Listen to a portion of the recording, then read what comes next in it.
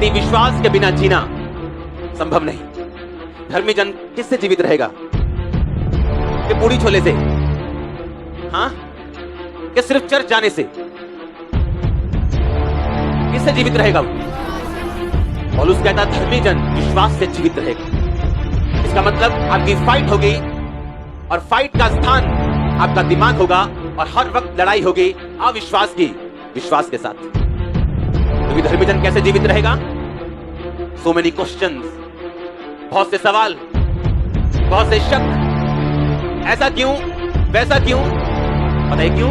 ताकि आपके विश्वास को हिलाया जा सके। क्योंकि शैतान को मालूम है कि धर्मी जन के अंदर जब विश्वास नहीं होगा वो मर जाएगा। पाप की शुरुआत कैसे होती? जब व्यक्ति विश्वास से गिरता है। शैतान विश्वास से क्यों गिराता है? क्योंकि वो उस व्यक्ति को पाप में और अपनी दिशा में लेके जाना चाहता है।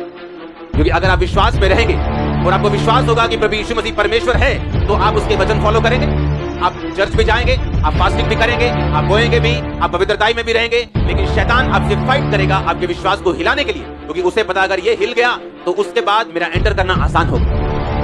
क्योंकि हर वक्त आपकी लाइफ में लड़ाई रहेगी अविश्वास की विश्वास के साथ। क्योंकि शैतान को यह वचन मालूम है कि आप किसके साथ जीवित रहेंगे।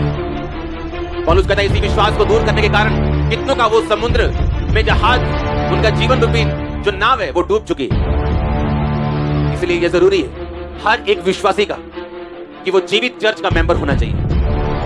हर एक विश्वासी का, हर एक क्रिश्चियन, वो चाहे मुझे दिल्ली में सुन रहा है, चाहे बॉम्बे में सुन रहा हो, चाहे इंग्लैंड में सुन रहा हो, चाहे यहां सुन रहा हो, क्योंकि जीवित चर्च बहुत सारी है दुनिया में। क्योंकि वहां पर आपका विश्वास मरता नहीं। क्योंकि दिन बुरे आते हैं, दिन परीक्षाओं के आते हैं। हर एक स्टूडेंट की लाइफ में परीक्षा आती। ऐसा एक भी स्टूडेंट यहां पे नहीं बैठा होगा जिसने ये बोला होगा कि मैं बिना पेपरों के हर साल पास हुआ। आप एक विश्वासी हैं, परीक्षाएं आएंगी, लेकिन वो संगति, वो विश्वासी संगति, मजबूत संगति आपके विश्वास को बना के रखेगी और आपको खड़ा करके रखेगी ताकि आप उन परीक्षाओं से निकल सके। क्योंकि शैतान क्वेश्चंस लेके आपके सामने खड़ा होगा और बाय फेथ आप उससे निकलेगी। जिस तरह मैं निकला हूं, ग्रेस रिसीव करो उस तरह निकलने की। अब बहुत सारे सवाल, कारण क्या उन सवालों का? आपने कभी सोचा कि जब आप मसीह में नहीं थे तो तब इतने सवाल आपके दिमाग में कभी नहीं आते थे? जब आप मसीह में नहीं थे इतने क्वेश्चंस, इतने शैतान के रगड़े झगड़े आपके दिमाग में पहले कभी नहीं आते थे? लोग आपका कभी विरोध नहीं करते थे, कभी आपको मना नहीं करते थे आप कहां जाते हो उनका कोई मतलब नहीं था, क्या खाते हो, किस लंगर को खाते हो, वो कुछ नहीं पूछते थे। पर जैसे ही आप मसीह में आए उन्होंने पूछना शुरू कर दिया, चर्च जाते हो क्या, धर्म बदल लिया क्या, कितने पैसे खाए, कितने पैसे लिए, कितने पैसे दिए? क्यों? क्योंकि शैतान को मालूम है ये असली डॉक्टर के पास चला गया, उसे मालूम है। नहीं तो पहले इतने क्वेश्चन नहीं थे क्या? हम बहुत जगहों पे जाते थे, कभी क्वेश्चन नहीं थे, लेकिन मसीह में आने के बाद क्वेश्चंस क्यों? क्योंकि शैतान उन क्वेश्चंस को पुट करता है, क्योंकि उसे मालूम है कि इसका विश्वास अगर बना, अगर ये विश्वास में खड़ा रहा तो ये जीवित रहेगा। उसका फाइनेंस, फैमिली लाइफ, उसका शरीर, सबसे बड़ा उसकी आत्मा जीवित रहेगी, और ये वो नहीं चाहता। हालेलुया। और जब सवाल मन में आते, आप जानते बहुत से लोग उन सवालों का जवाब शैतान को नहीं दे पाते और उसके बाद वो अविश्वास में गिरते हैं और वही काम करना शुरू करते हैं जो शैतान उनकी जिंदगी से चाहता है। अब उनका नाम पीटर, पॉल, पौलुस कुछ भी हो सकता है, लेकिन अंदर से वो जानते हैं कि वो विश्वासी नहीं। क्योंकि विश्वासी जीवन जीने के लिए आपको विश्वास से, फेथ से जीना पड़ेगा। हालेलुया।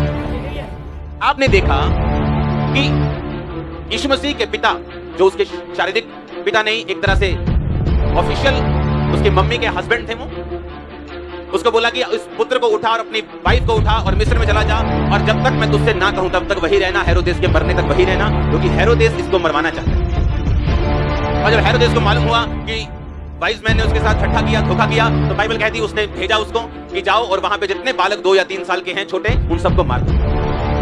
अगर आज उनकी हम गिनती देखें तो वो 20 से 30 बालक थे। उस समय की पॉपुलेशन के हिसाब से, उस नगर की पॉपुलेशन के हिसाब से 20 से 30 बच्चे थे जो उसने मरवा दिए। अब मैं आपको एक बात पूछना चाहता हूं, क्या उन बच्चों का कोई कसूर था कि वो मारे गए? तो परमेश्वर ने उन्हें बचाया क्यों नहीं? मैं एक सवाल पुट कर रहा हूं, जैसे शैतान आपके मन में सवाल पैदा करता है कि नहीं करता? वो पैदा करता है कि नहीं? अगर तो वो आपके दिमाग में पैदा नहीं करता, इसका मतलब आप डेड हो, आप जीवित हो ही नहीं, क्योंकि उसको आपसे मतलब ही नहीं, आप पहुंचे नहीं हो कहां तक कि वो सवाल पैदा करे और आपको पीछे करे। वो सवाल पैदा करता है इसलिए कि आपके फेथ लाइन को गड़बड़ कर सके, और जब विश्वास बिगड़ता है एक इंसान का, उसके बाद वो एक मुर्दा है। लेकिन आप कैसे बाहर आएंगे, मैं आपको बताता हूं। आप जानते हैं परमेश्वर हर एक विश्वासी से बात करते हैं। जितने विश्वासी जेन्युइन हैं, जितने विश्वासी जेन्युइन हैं, बैप्टिज्म ले चुके हैं, पवित्र आत्मा पा चुके हैं, उनसे डायरेक्ट ना सही जिस तरह वो अगुओं से बात करते हैं, लेकिन वचन के जरिए कभी कभी मन में डाल के हल्की सी बात को वो विश्वासियों से बात करते हैं। आज के बाद कभी जज आप नहीं करेंगे कि वो 20 लड़के क्यों मर गए, क्योंकि उसका रीजन ये था कि जब परमेश्वर वहां पे थे, प्रभु यीशु मसीह, तो यहोवा के दूत ने बोला इस बालक को उठा और इसकी माता को उठा और यहां से चला जा। डिवाइन इंस्ट्रक्शंस, ईश्वरीय वर्ड यीशु मसीह के फादर को मिला और वो उसे उठाकर वहां से चले गए और बचाए गए। हर वो विश्वासी जो परमेश्वर के ईश्वरीय वचन के साथ जुड़ा हुआ है कभी मर नहीं सकता। आप जानते हैं अब यहां पर 25 लोग हो सकते हैं, लेकिन ये किसको मालूम है कि अपने दिल में वो परमेश्वर के साथ जुड़ा हुआ है या नहीं। और अगर उन 25 में से 20 लोग नहीं जुड़े हुए और उन पे कोई मुसीबत आ जाए लेकिन बैठे वो एक जगह ही हैं, तो लोग सोचेंगे ये 20 कैसे मर गए। लेकिन वो 5 जो नहीं मरे, उन्होंने इंस्ट्रक्शंस को सुना है और उसको क्या किया, फॉलो किया। डैडी को मालूम होता है कि मैंने उसे उठाना है और मिस्र को जाना है, और उसे उठाया और रात को लिखा मिस्र को चले गए, तुरंत, इमीडिएटली। अगर आज एक विश्वासी को मालूम हो जाए कि मुझे सिगरेट छोड़नी है, छोड़ने में 3 साल लगाता है। उन 20 लड़कों से परमेश्वर की कोई दुश्मनी नहीं थी, वो इसलिए मारे गए कि डिवाइन इंस्ट्रक्शन को, अगुवाई को, खुदावंद की अगुवाई को लेने में वो नाकाम रहे, फेल रहे। अब यहां पे कितने जन बैठे हैं? वचन मैं सबको दे रहा हूं। ऑनलाइन लाखों लोग होंगे, गुरदासपुर हजारों लाखों होंगे, लेकिन कितने हैं जो उसे फॉलो करेंगे? अगले संडे हम फिर आएंगे, फिर मिलेंगे, सभी मिलेंगे, वही आएंगे और आएंगे उसके साथ, लेकिन कितने हैं जिन्होंने पिछले संडे का वचन फॉलो किया होगा? वो निर्धारित करेगा आप आगे कहां जाएंगे। अब चाहे परमेश्वर ने उनसे डायरेक्ट बात ना की हो कि तुम भी निकलो, और वो निकल गए होंगे कहीं, कोई मामा के घर में किसी को काम पड़ गया होगा, कोई घूमने चला गया होगा। जब आप डिवाइन इंस्ट्रक्शंस, और हम बोलते हैं ठीक है मैं परमेश्वर की बात सुनने के लिए तैयार हूं, क्या परमेश्वर मुझसे बात करेगा? अगर आप बाइबल नहीं पढ़ सकते और बाइबल की लिखी बातों को नहीं मान सकते, वो आपसे डायरेक्ट बात कभी नहीं करते। आपसे डायरेक्ट बात परमेश्वर उस साल, उस दशक में करना शुरू करते हैं जब आप लिखे हुए वचन से इतना प्यार कर लें कि उसको अपना सब कुछ मान लें। अपनी लाइफ को, अपने बिजनेस को, अपनी फैमिली को, अपनी मैरिज को, हर एक चीज को आप उस वचन पे जिस दिन चलाना शुरू कर देंगे, उस दिन परमेश्वर आपसे बात करना भी शुरू कर देंगे।